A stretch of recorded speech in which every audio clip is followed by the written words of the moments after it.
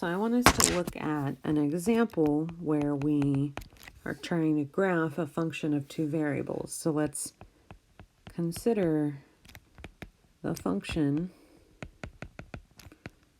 given by f of xy will be the square root of 16 minus 4x squared minus y squared. And I want you to find the domain and range of the function. And B, I want you to describe the graph of f. So let's start by finding the domain, part A. So if I look at my function, what do I see? I see just a square root, which means I need to make sure everything underneath the square root, I need to make sure that it's not negative. So 16 minus 4x squared minus y squared needs to be greater than or equal to 0. So if I move my negative coefficients over, and then again, I like my variables to come first, so I'm going to flip it. And I'm going to divide by 16 here. I'll get x squared over 4 plus y squared over 16 is less than or equal to 1.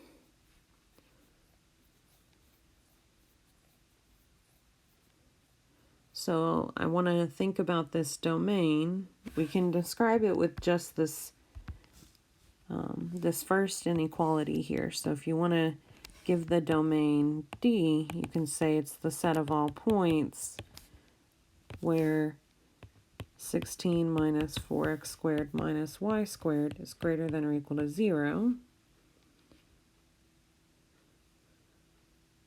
But maybe we want to know what that region looks like. And so if we go back to our inequality here and replace it with an equals to, what do I have the equation of? This is the equation of, this is an ellipse. And because it was less than or equal to my inequality, the points I'm looking at are the points that lie either on, because it could be equal to, or inside the ellipse.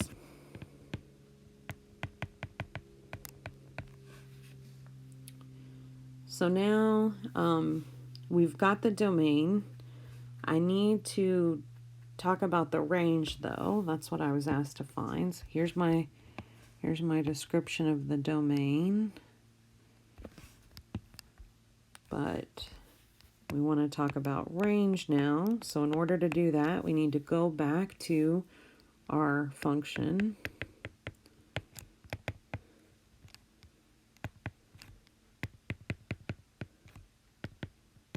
So if I replace my f of xy with z here,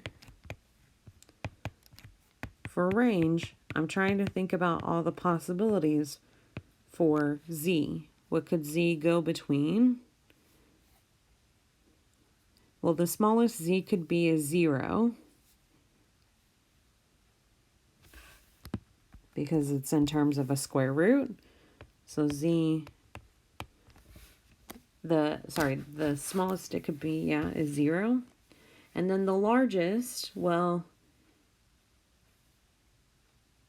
the largest it could be is if x and y are both 0. So that means the largest it could be is the square root of 16. So z goes between 0 and 4. And there's my range.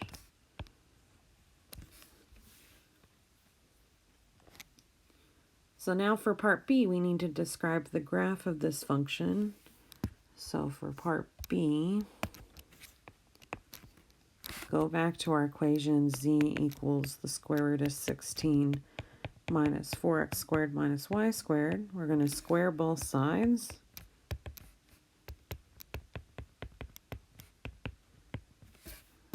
And then move my variables over to the left. So I'll get 4x squared plus y squared plus z squared equals 16, and divide by 16 now.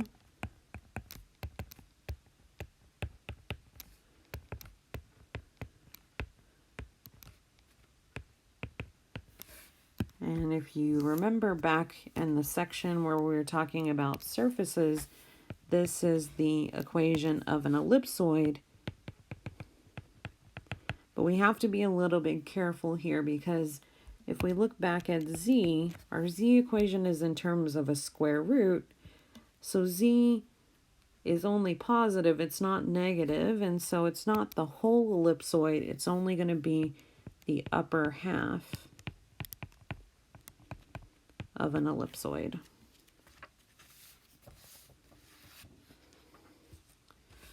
And so remember, here I'll try to sketch a decent looking picture for you. Just kind of bear with me, my three-dimensional pictures by hand are not that great. You could also graph this in a three-dimensional grapher if you want. So on the XY plane, we have our ellipse. So that came from our domain information. X. And then Y goes from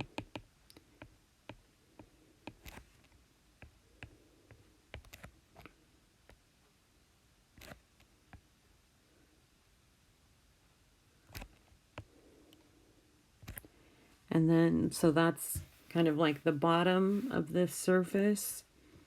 And then it goes up to z equals 4. Up here's the top of the ellipsoid, and it just comes down from there.